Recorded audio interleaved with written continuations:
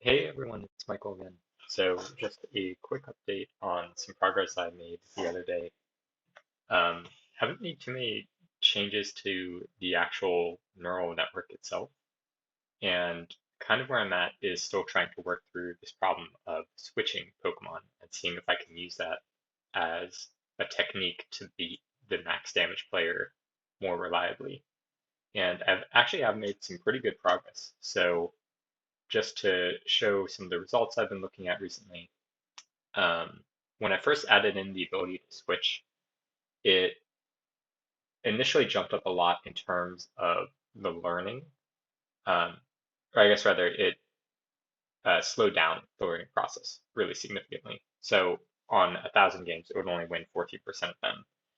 Playing 10,000 games, you could see that it would start to actually really recognize the patterns that it needed to do to actually win battles. But even then, this is very far from desirable. So I upped the learning rate, and I think that it really has been helping it to learn faster. So on 2,000 games, it was 400.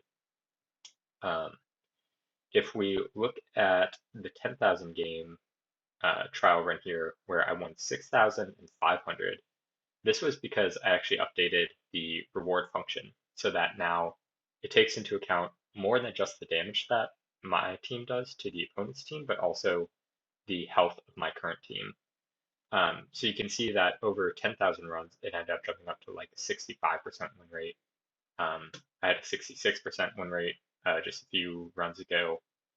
Over 2,000, you can see that there's a really massive increase. Like it went all the way up by, it won 300 more games by just including my team's health as part of the actual reward function.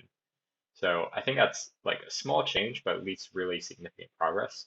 And one really cool instance of this that I saw in an actual battle was when I had a Swampert out, and then the opponent had a Salamence.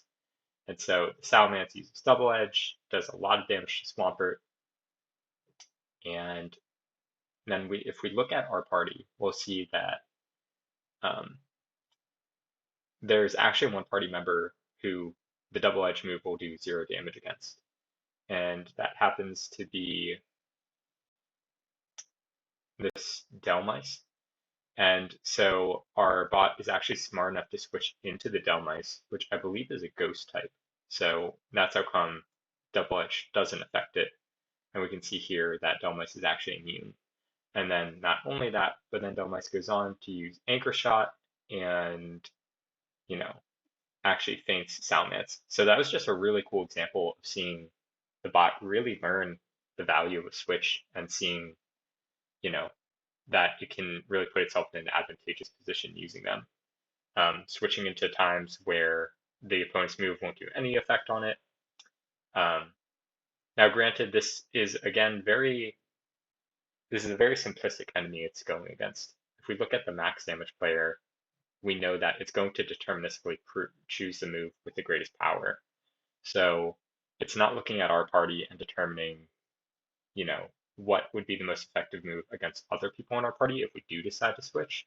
So it makes it sort of an easy hole to exploit, and this sort of like logic that I've built into the reinforcement learning player is not going to scale against all real people. But I do think this is a really good step in the right direction. And yeah, I'm just glad that continuing to make progress on this. So that's it for now. I'll check back in a little bit.